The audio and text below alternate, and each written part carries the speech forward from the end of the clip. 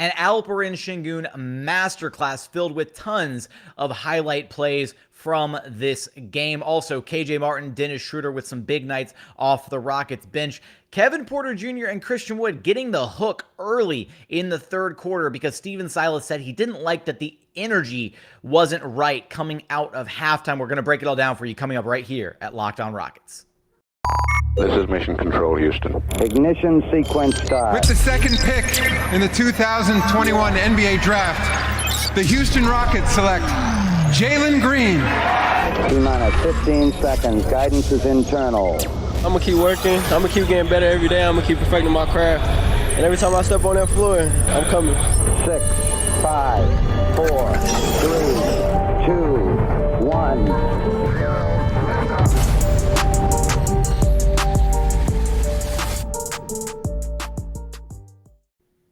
What's up, and welcome to another episode of Locked On Rockets, your daily podcast home for everything Houston Rockets basketball. As always, I'm your host, Jackson Gatlin, native Houstonian, and also host of Locked On NBA Mondays. Be sure to follow along on Twitter at JT Gatlin, and the show, of course, at Locked On Rockets. As always, appreciate you for checking out the show, making it your first listen each and every day. Also, hey, it's a Monday, so be sure to go check out Locked On NBA. Some good stories over there, talking Lakers, Pistons, and Grizzlies. Now, for today's show, first off, we got to let you know today's show is brought to you by BetOnline. BetOnline has you covered with more props, odds, and lines than ever before. BetOnline, it's where the game starts. Now, in today's episode, we're going to talk about the Rockets 122-98 bludgeoning by the Memphis Grizzlies. A game, though, that did have some positives. We saw an Alperen Sengun Masterclass performance, which was great to see. Tons of highlights from Alpi, a really fun game from him.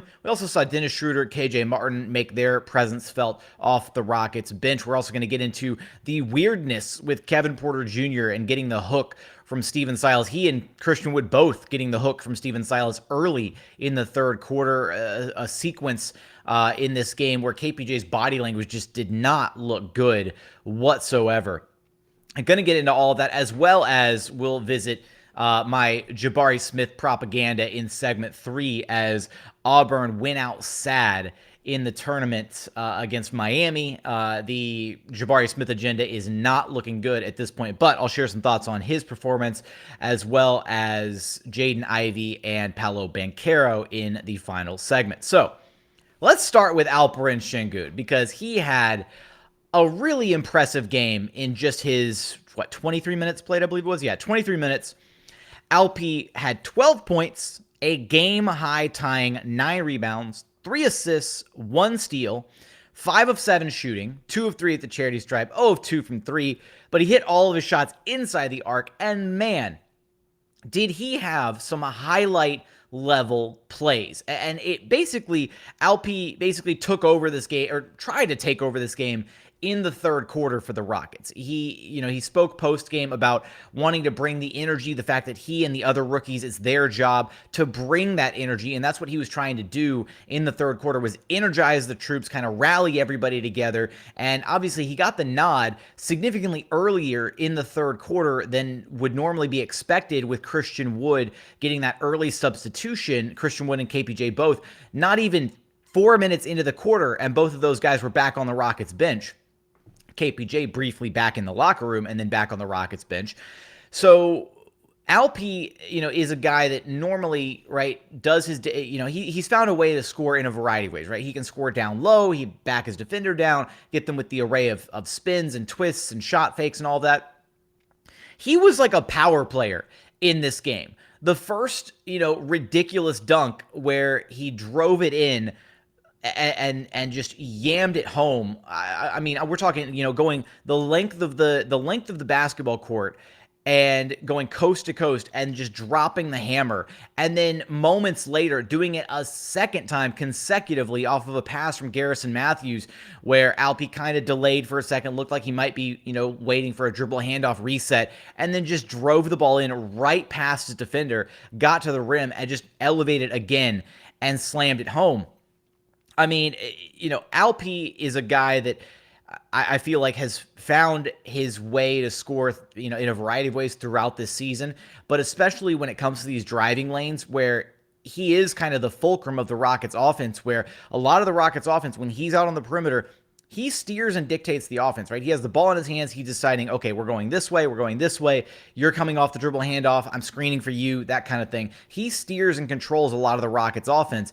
And it's great to see him take these moments where a defense is maybe overplaying their hand a little bit and, kind of expecting the dribble handoff set to come from him or expecting the pick and roll or the screen to come out of him. So then he just takes the ball himself and goes straight to the rim and gets an easy 2, which we saw, again, a couple times in this one.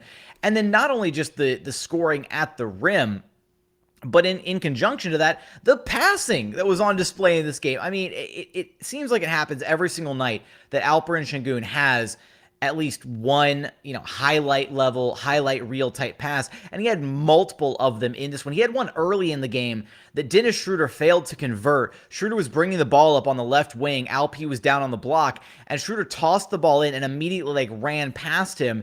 And it was like a nice little give and go, but Alp didn't skip a beat.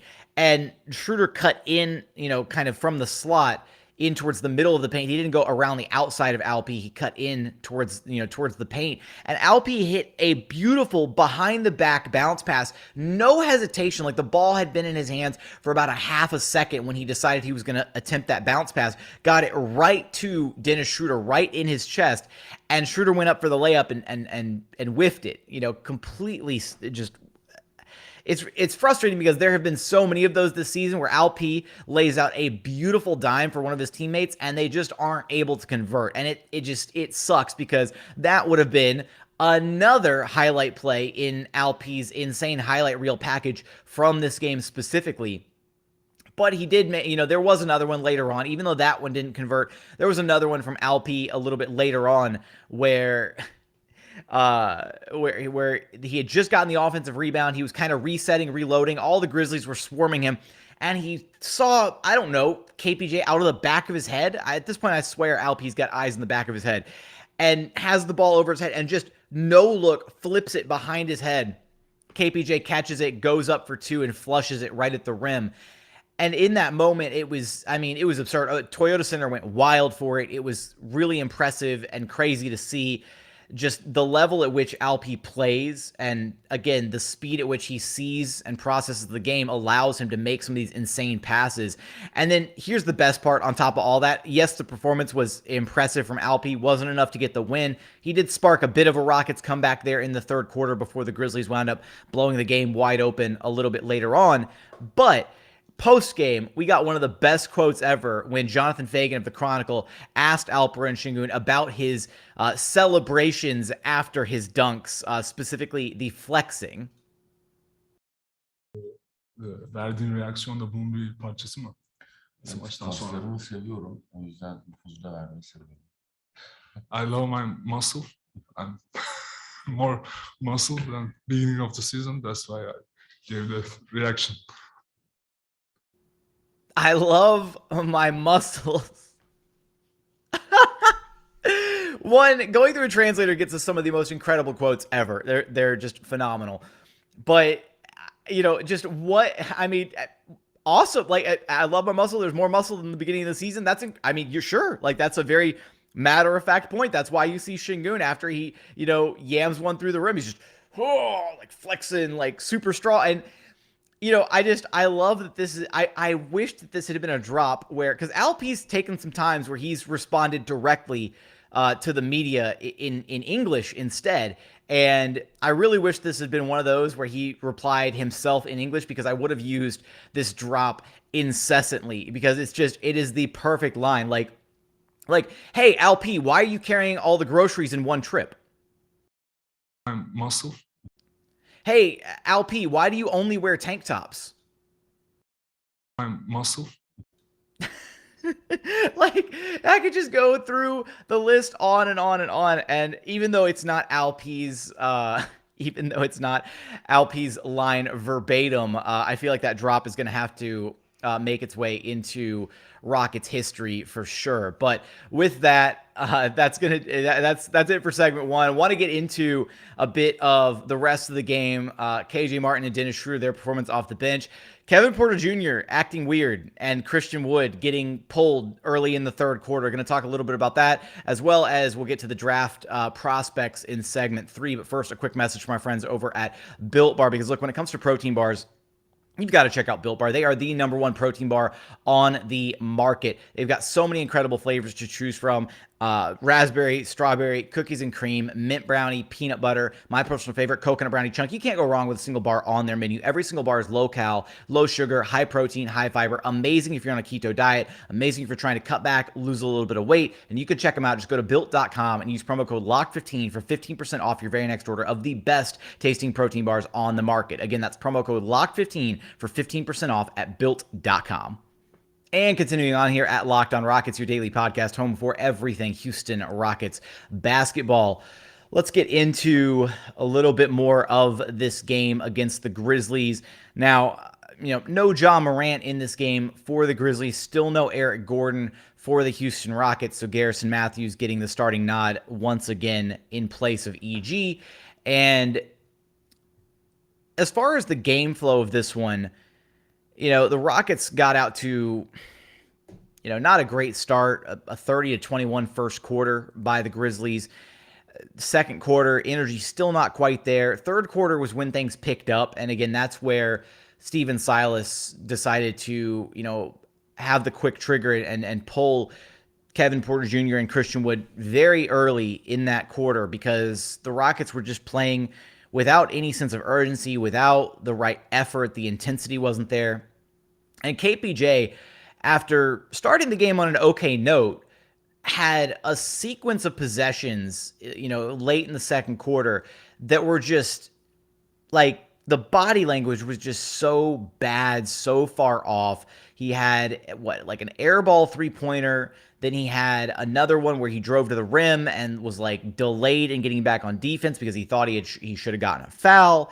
Then he had another one where he finally, after a couple of, really ugly possessions in a row, he caught the ball, down low, basically tried to hit a quick spin move on his defender and go up at the rim and bricked another shot right there at the rim, was wide open, just no lift under his legs, nothing, and didn't make it back on defense the subsequent possession. Just really some horrendous body language out of Kevin Porter Jr. And that had been one of the areas that I'd been so impressed by from him this season, where KPJ earlier this season and even last season, right, something we'd seen from him is he would get very visibly frustrated with himself.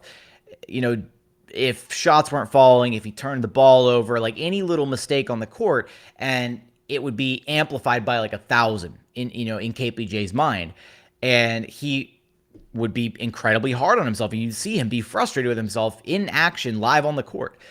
And it feels like for a while now, we haven't really seen that version of KPJ where things are going poorly and he's visibly demonstrative, frustrated on the court with his own level of play, or with his teammates' level of play for that matter.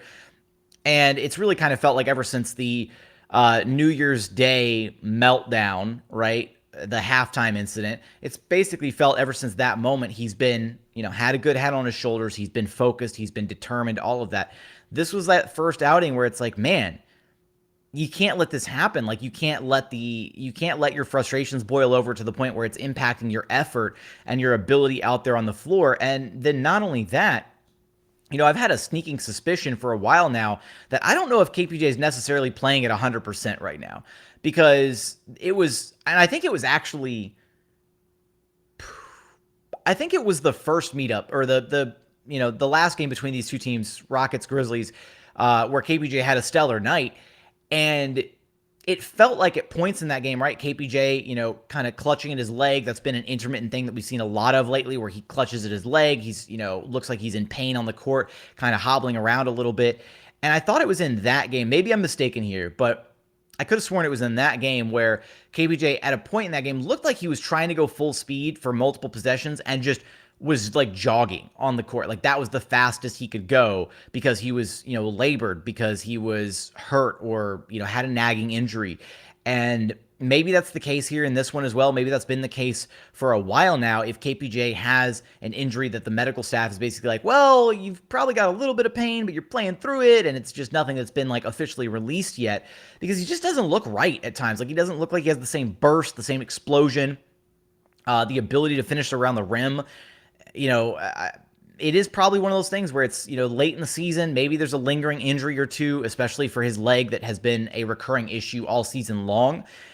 And if that's the case, he shouldn't be playing. Like, I get it. You want to be out there playing. You want to get as many reps in as possible. All of that, I understand. But it's, if he's not able to play the level of defense that we've become accustomed to him playing, if he's not able to, get to the rim effectively and unlock that side of his game, which then unlocks more, by way of, his ability to create for his teammates, all of that, then he shouldn't be out there on the floor.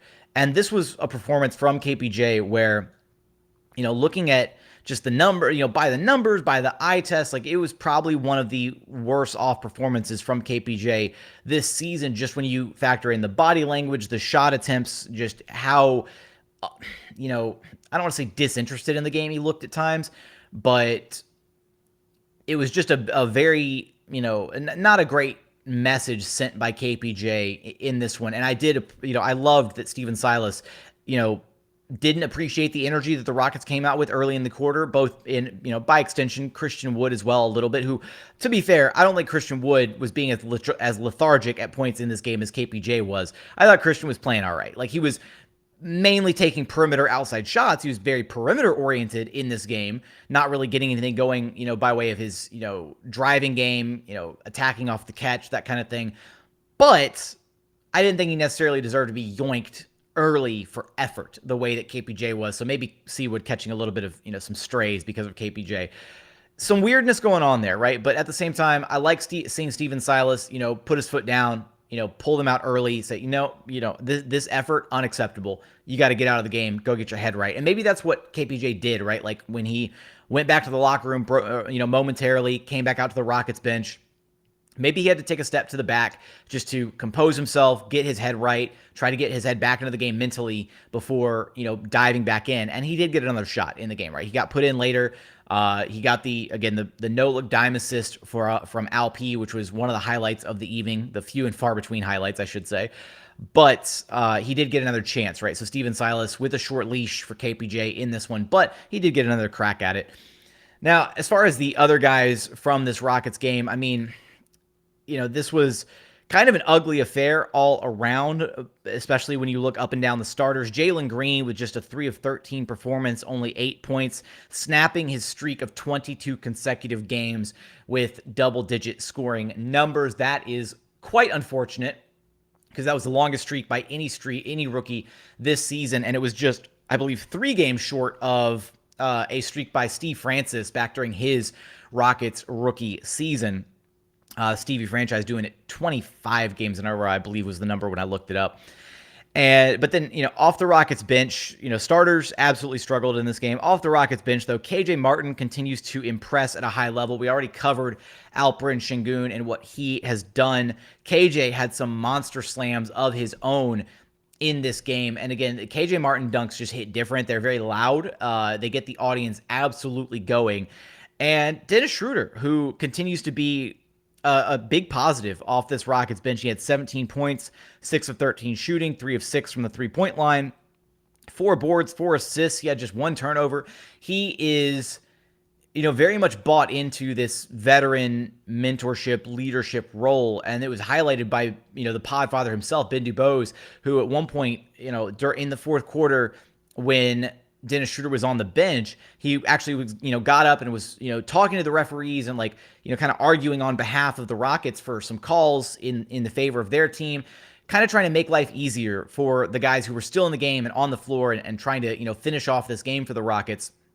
And not only that, post-game, Dennis Schroder talked about this is a different role for him. It's a different position than he's ever been in his career, being the veteran on a roster full of young guys, and he's embracing the challenge, embracing his role, and trying to teach these guys whatever he can, trying to lead by example in situations, that kind of stuff. And so it's nice to see Dennis Schroder understand his role. Whether or not he's going to be here next season for the Houston Rockets, I'm torn on whether or not having him here next year makes sense for this team. It really kind of depends on where they go in the draft and how heavily they want to continue the experiment with Jae'Sean and how many minutes he should be getting at the NBA level. All these different factors are at play.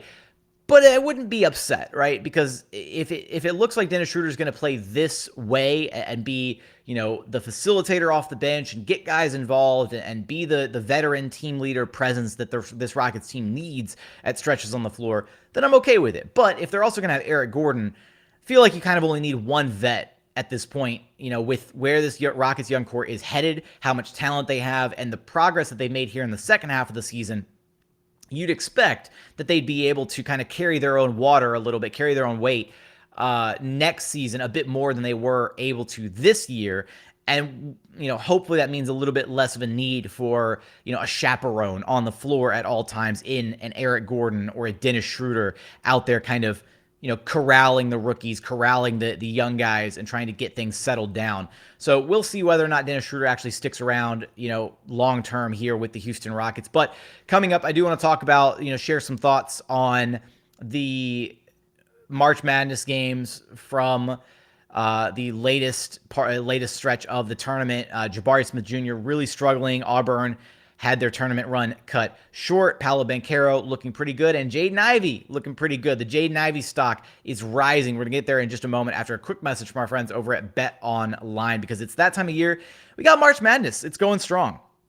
And BetOnline has you covered with all the latest odds, contests, and player props. BetOnline.net is your number one source for all of your sports betting needs and info. BetOnline remains the best spot for all of your sports scores, podcasts, and news this season. And it's not just basketball. BetOnline is your continued source for all of your sports wagering information needs, including live betting and your favorite Vegas casino games. So don't wait to take advantage of all the amazing offers available to you. Head over to their website or use your mobile device to learn more about the trends in action that are available right now. BetOnline, it's where the game starts.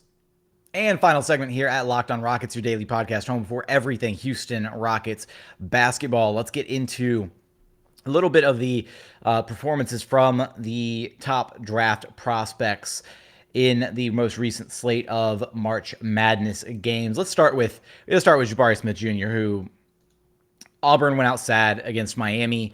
79-61, 2 seed knocked out by a 10 seed. And Jabari Smith Jr. had a rough performance. I'm going to be up front. This probably, it's not going to tank his stock, but it's going to impact his stock probably a little bit. And it's going to be something that teams probably point to and look at and are concerned by. Now, I'm a big proponent of the fact that whether you have a really, a really big game or a really bad game in the tournament, that shouldn't dissuade teams from, believing in your overall ability, right? So Jabari Smith Jr. had a rough game. He was, 10 points, 3 of 16 shooting, 1 of 8 from behind the three-point line, 3 of 6 at the charity stripe. Did have 15 rebounds, 4 assists, and 3 blocks in this one. Now, I think if there's a silver lining here, right, it's you can look at the fact that even though he wasn't able to put the ball in the bucket the way that he normally does, he was still impacting the game with his defense, with his rebounding, trying to create a little bit, trying to find other ways to impact the game besides his scoring, which normally, right, is the best part of his game, is the fact that he is such a pure shooter, pure scorer, can put the ball in the bucket.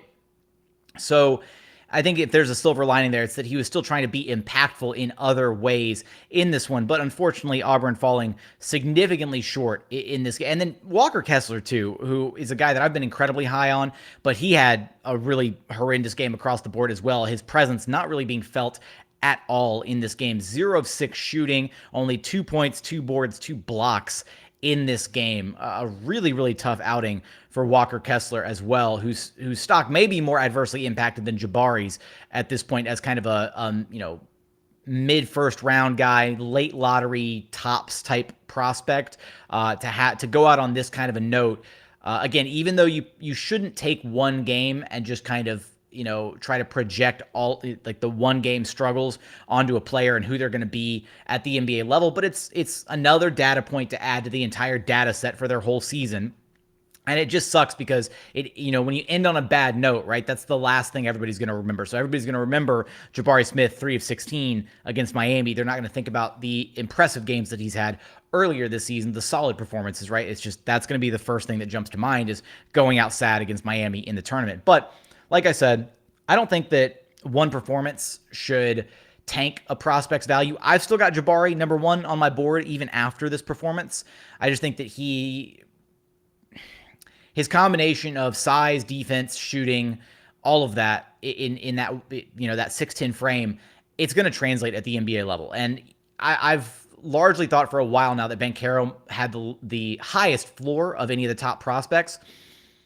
And Jabari might be right there with him as far as like a high floor type player, where even at his worst version of himself, Jabari is probably going to be a legitimate NBA role player who can provide, solid levels of defense, reliable shooting from the perimeter, all that. If he doesn't, ever get to a point where he is, consistently and routinely able to create his own offense at the NBA level, then I still think he's going to be a valuable piece for an NBA team because of the other assets that he brings to the table. But again, I don't want to tank his draft stock too much. It hasn't tanked, in my opinion, too much. And maybe that's just because I'm irrationally high on what Jabari Smith can potentially bring to the board as a potential future, all-star with that level of shooting and the way it's going to translate to the NBA level. I don't know. Maybe I'm a little bit biased. But the other two guys that played, we got to talk a little bit about Paolo Banchero and then Jaden Ivey, who, if of all of these guys, I think Jaden Ivey's stock has risen the most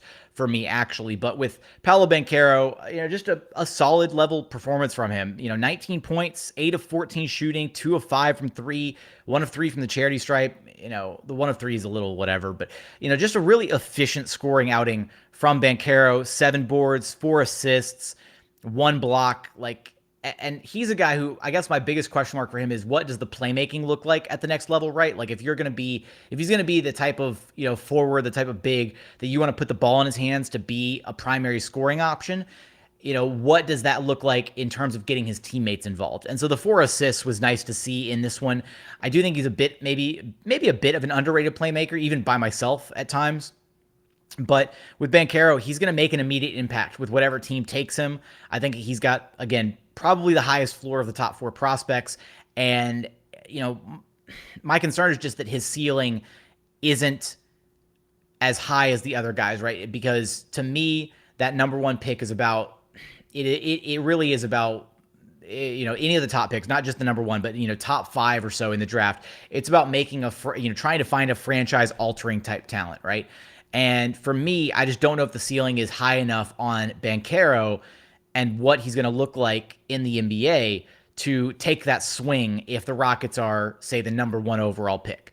I think he is firmly in that second tier right now. I think it's Jabari and Chet in the first tier, and then Jaden Ivey and Banchero in that second tier of the top 4. I think that's how they've kind of separated themselves. But, and this is just inherent with my concerns with Chet, I may be getting really close to putting Jaden Ivey in that first tier. It's, his poise, his control of the game, the way that he played, calm, cool, and composed down the stretch of this game for Purdue against Texas. He walked away 18 points, 4 of 7 shooting, 2 of 4 from 3, 8 of 9 at the free throw line. And I think that's the big one is, he gets to the free throw line so easily. His ability to create and drive, draw contact. At the NBA level, it's going to be, leveraging that ability to drive and create contact into finishing through contact and, using that scoring gravity to create for his teammates. And I very much look at Jaden Ivey as a guy who could have, again, the comparisons are there to Ja Morant. I think they're very accurate in the sense that, Ja doesn't necessarily walk out there and he's not quite like a walking double-double like the way that Trey is, because I think Trey and Ja are very different players, just at their core in how they get their buckets and how they create for their teammates and how they utilize their gravity. Whereas Ja's a guy who's going to do a majority of his damage inside, kind of create that way, suck in the defense, and create shots for perimeter guys. Trey is a guy who you have to follow around so much that he's also adept at driving, but he's got so much shooting gravity that he pulls defenses out to him, right? You see teams blitzing Trae Young. You see them sending double teams at him out on the perimeter. And I think with Jaden Ivey, you look at him and he very much has that Ja Morant blueprint of he's going to do so much of his damage on the interior that you have no choice but to camp guys in the paint and try and stack in the paint to slow him down. And if you do that, it's going to leave shooters open out on the perimeter. And for Jaden Ivey to be able to create at the NBA level for NBA level shooters and to have those options around him, he's going to be able to put up assist numbers and numbers very akin to what Ja Morant does on a nightly basis. Like that's kind of what I'm looking at and projecting upon Jaden Ivey. Maybe that's unfair this early into his career. He's not even an NBA player yet. But that said, the similarities, the explosive athleticism, the finishing ability around the rim, all of that is there. And Ivey's a much improved three-point shooter too. And that's the thing that really does stand out is when you've got a guy who's got that insane athleticism, the insane ability to finish at the rim, all of that, you want to look at him and see, okay, is he also going to be a competent shooter? Because you can have all the athletic ability in the world, you can be the greatest finisher ever, but if you don't have the ability to stretch a defense out past 15, 18 feet, you're going to hamstring your offense, whatever offense you're a part of at the NBA level, because there's such a premium placed on shooting.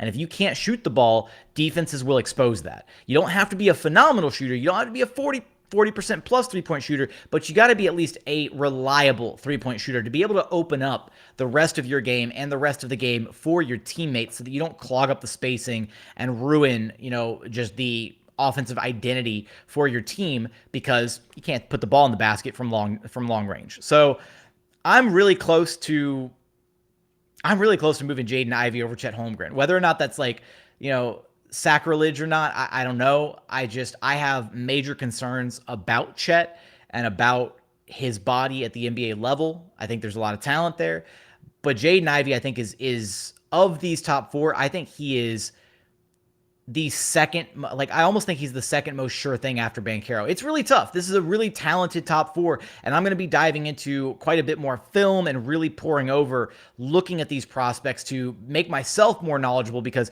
I've only seen, a small portion of these guys play, right? I haven't watched every game, of their seasons. I haven't poured over hours of footage yet. And so this is just kind of my preliminary assessment and where I have these guys on my big board. And as we approach the draft lottery and subsequently the draft, all of that, my opinions may change, right? Last year, I was very much, in the Evan Mobley camp for a large portion of time. Well, actually, very originally, I was Jalen Suggs, very early on.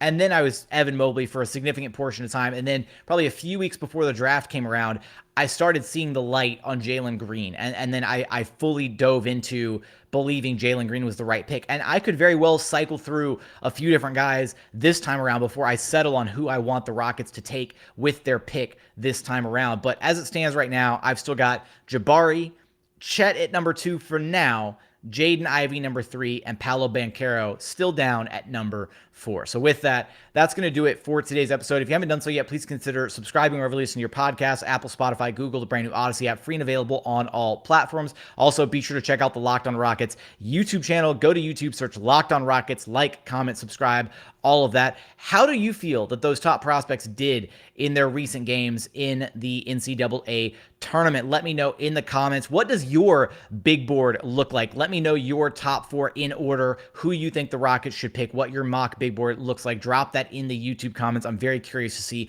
where everybody's head is at. But as always, thank you so much for watching. Thank you so much for listening. And we look forward to having you back right here at Locked on Rockets, your daily podcast home for everything Houston Rockets basketball.